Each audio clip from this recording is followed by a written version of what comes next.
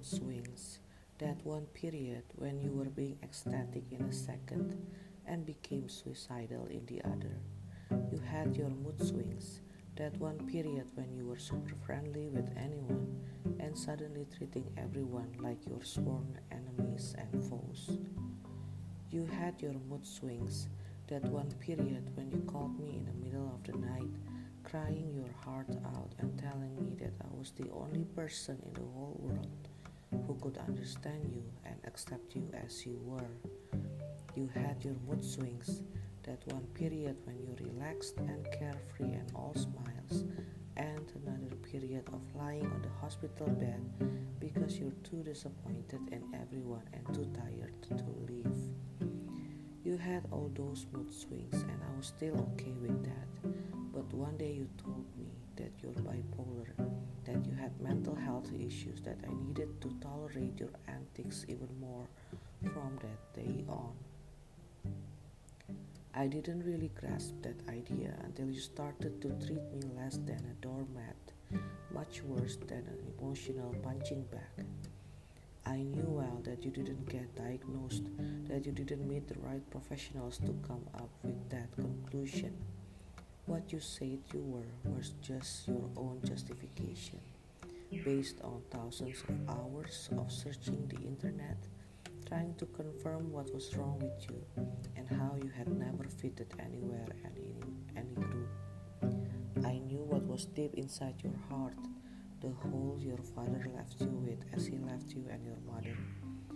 the insecurity and disbelief that you somehow were loved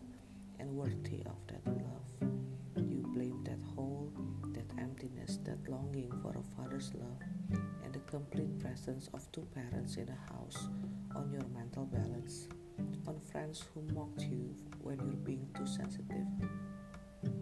on husband and children who seemed too good to be true that you didn't believe they're actually yours to keep, to love, to take care of, and to protect from your antics and weirdness, which made them anxious and the house you all lived in felt so restless. You blamed everything on being bipolar who couldn't control her emotions, while I knew that it should have been manageable with the right medications, the ones that you're too lazy to take because you're always taught that you're strong, that you could fight your own demons without any help,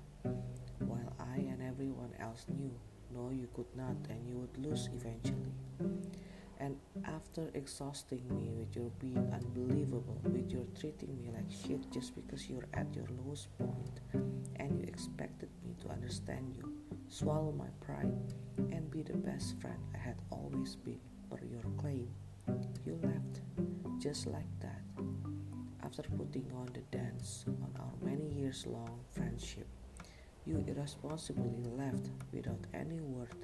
easily took your own life and not thinking of us, of those who genuinely loved you and were utterly shocked by your sudden departure. And as I stood before your tombstone, I could imagine clearly the expression on your face, the ignorance because you took everything for granted as you had always been, the way you lightly spoke, sorry, just blame it on my being bipolar, and I'd curse you half-heartedly because regardless what kind of person you are and what kind of relationship we had, you were still my friend. You didn't only lean on me, I did lean on you too, and entrust you with a big portion of my life and my stories. With a hoarse voice, I would say to you on that graveyard where the soil had been hardened by the time I had spent procrastinating to visit you. How could you leave and break my heart like that? Stop giving me excuses and come back to life as a spirited, witty, and funny person you always were. And of course, nobody would answer me, nobody could, especially not you from the other world or your family who still felt betrayed and hurt. So I left too with my own excuse that I needed to move on and continue my life without you.